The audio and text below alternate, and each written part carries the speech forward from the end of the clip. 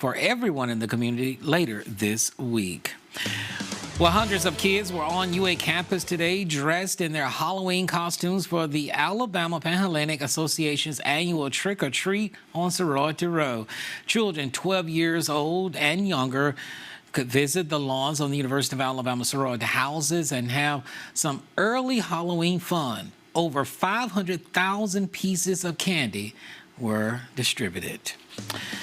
In other news, fans of McDonald's are getting some good news after a bad week for the company. Locations that haven't been serving quarter pounders due to an E. coli outbreak are putting them back on their menu. McDonald's says that's because it has ruled out the burger's beef patties as a source of the illnesses. Amy Colley reports. Could I get a quarter pounder with cheese?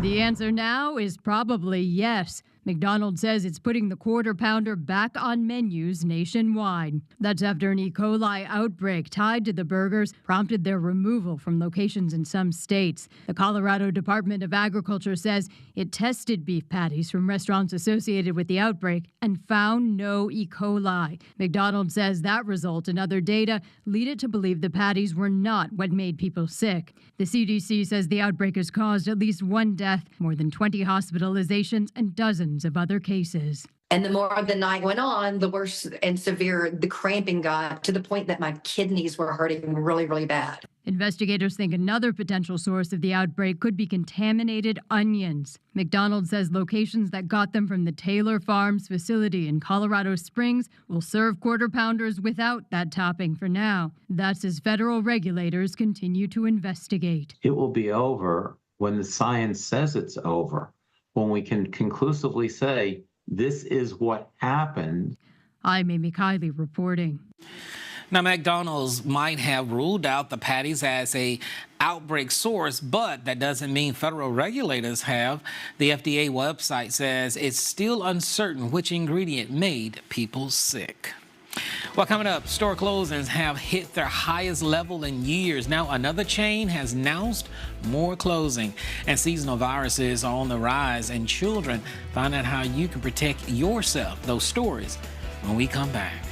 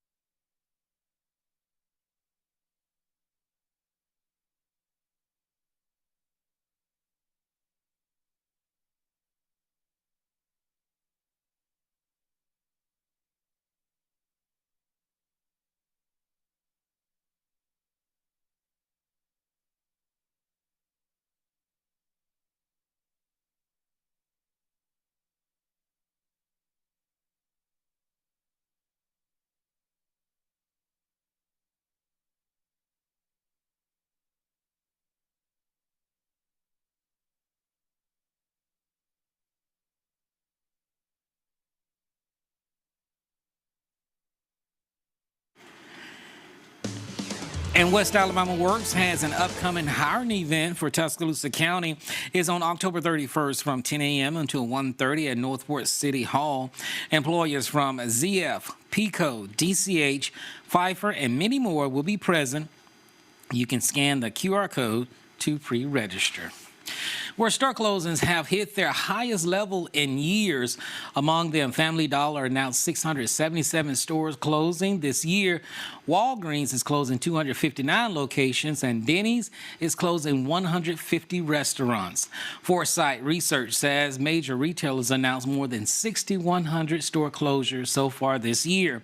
Now, smaller players are being crushed by competition from bigger companies such as Amazon, Walmart, Costco, and Home Depot by offering higher prices than many consumers can afford.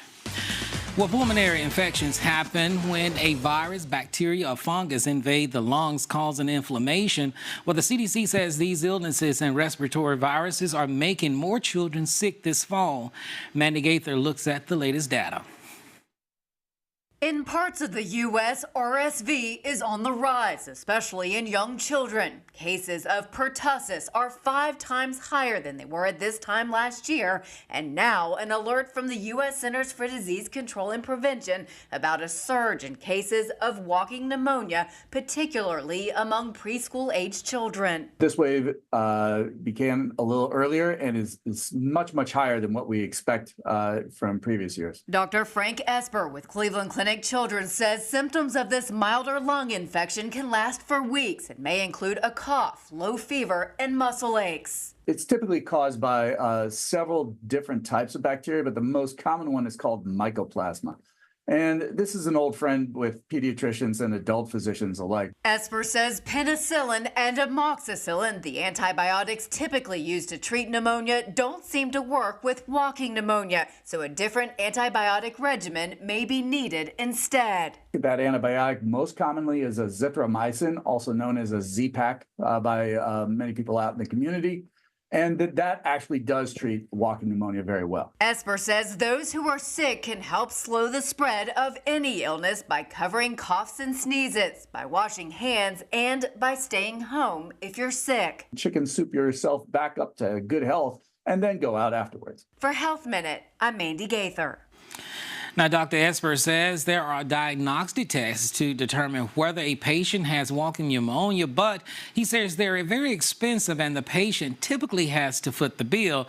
So most of the time, those tests are saved for people who are really sick.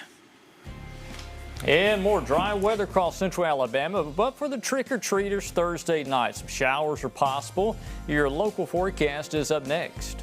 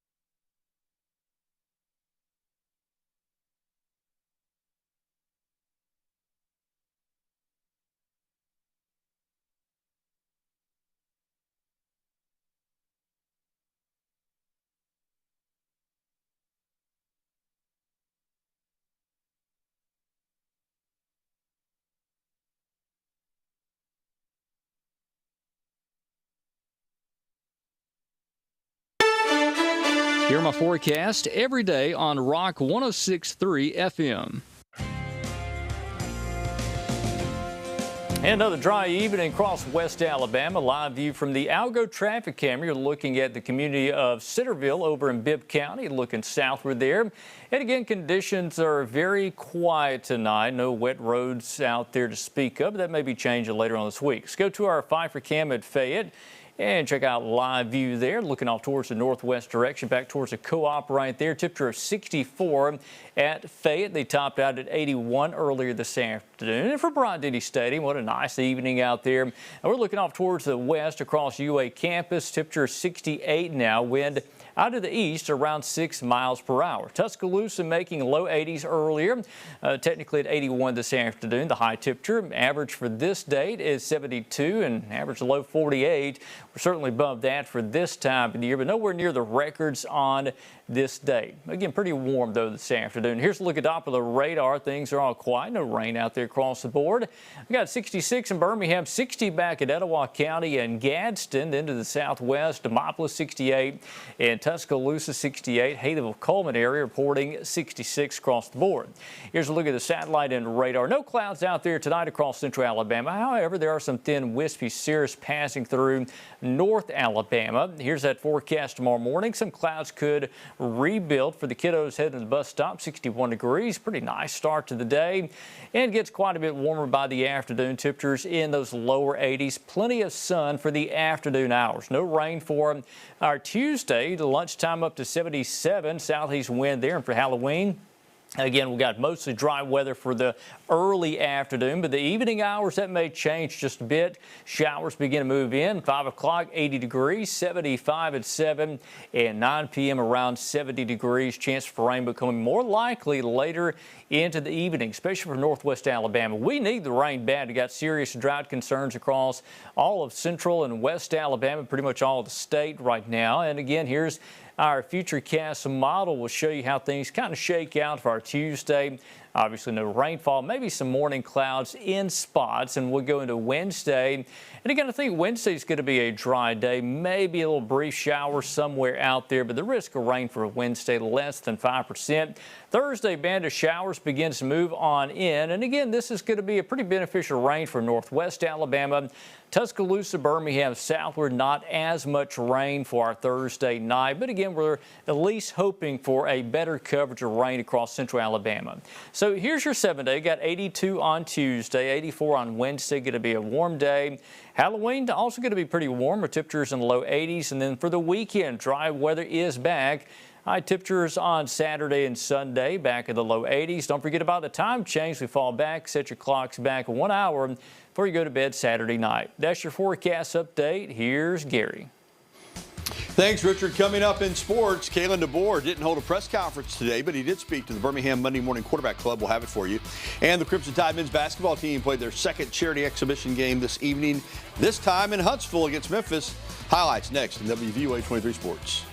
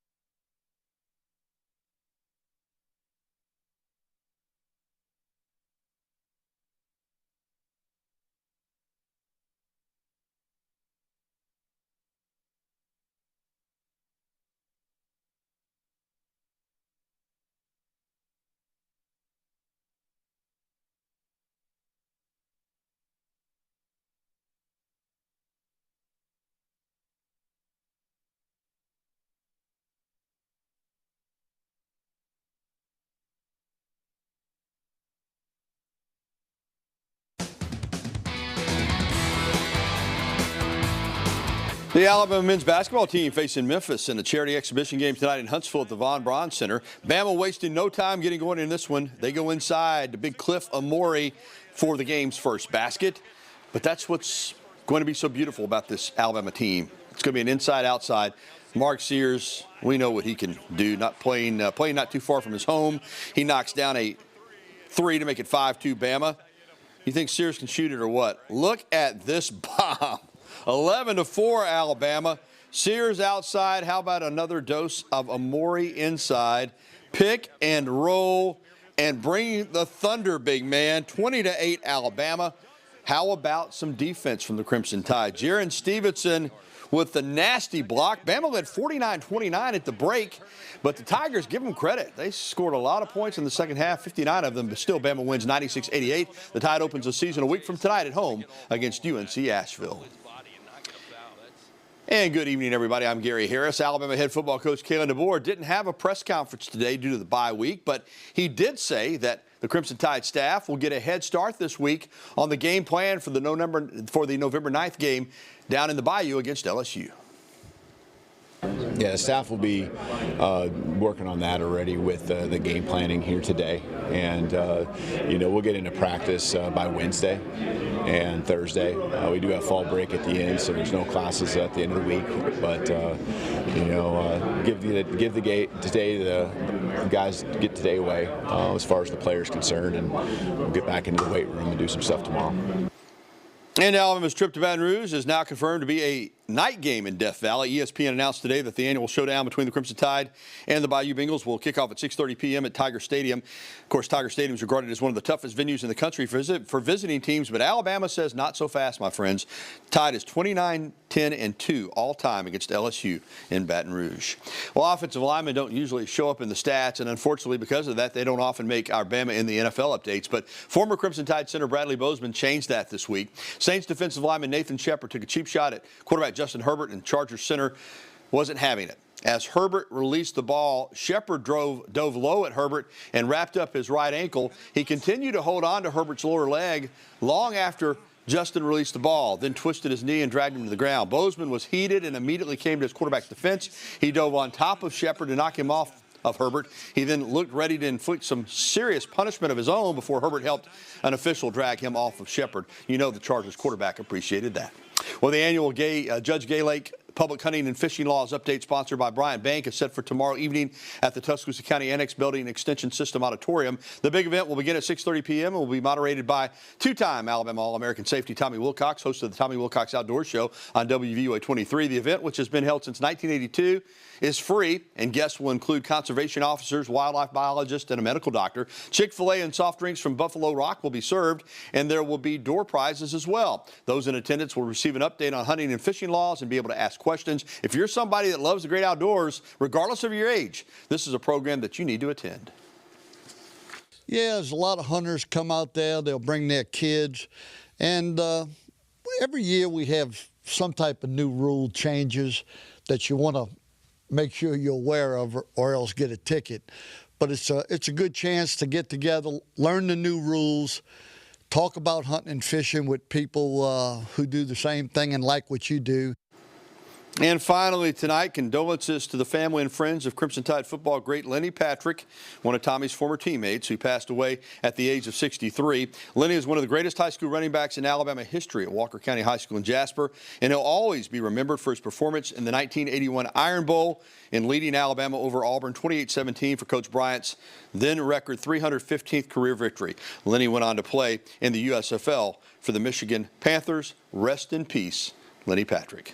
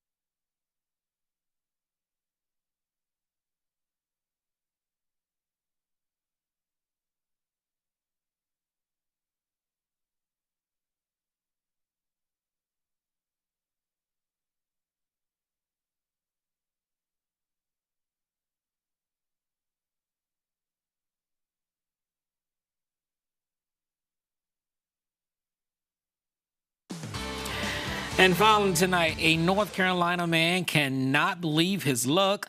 Last Tuesday, Jerry Hicks went to a convenience store and found $20 laying on the ground in the parking lot.